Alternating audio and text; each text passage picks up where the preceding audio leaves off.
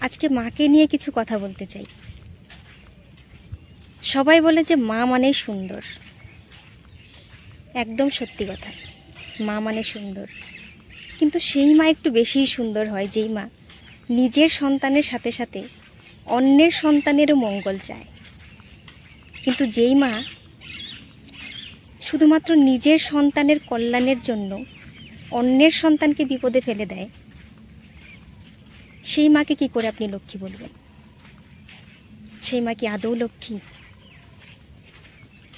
আমি তো জানি মা কখনো কারোর অন্যায় করতে পারে না, মা কখনো কারোর ক্ষতি করতে পারে না, সেটা নিজের সন্তানই হোক কিংবা অন্যের।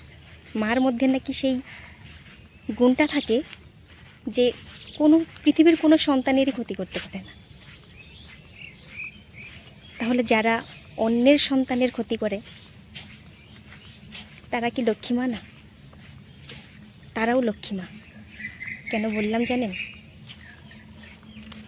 কারণ তারা অন্যের সন্তানের ভালো থাকা কেড়ে নেয়, অন্যের সন্তানকে বিপদের থেকে ঠেলে দেয়, অন্যের সন্তানকে মৃত্যুর দিকে ঠেলে দিয়েও শান্ত থাকতে পারে। তারা সত্যিই লক্ষ্মী মা হয়। কারণ মা বিষয়ে তো আর খারাপ বলা যাবে না, মা মানেই তো লক্ষ্মী, তাই না?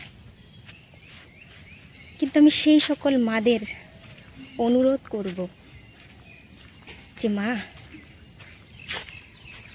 তুমি তোমার সন্তানের সাথে সাথে অন্যের সন্তানকেও ভালোবাসা দিও।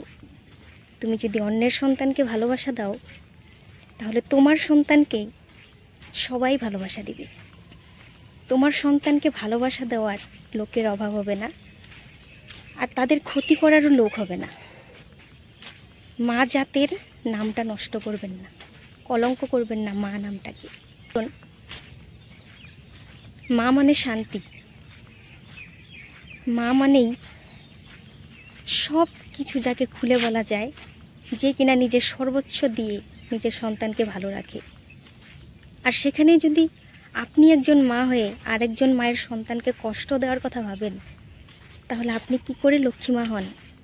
আমি একটা কথা বিশ্বাস করি যে আপনি যদি নিজের সন্তানের থেকে বেশি অন্যের সন্তানকে ভালোবাসেন না, তাহলে আপনার সন্তানকে ভালোবাসার মানুষের অভাব হবে না। সন্তান বরঞ্চ ভালো থাকবে। যারা অন্যের ভালো চায় তার ভালো স্বয়ং ভগবান করেন।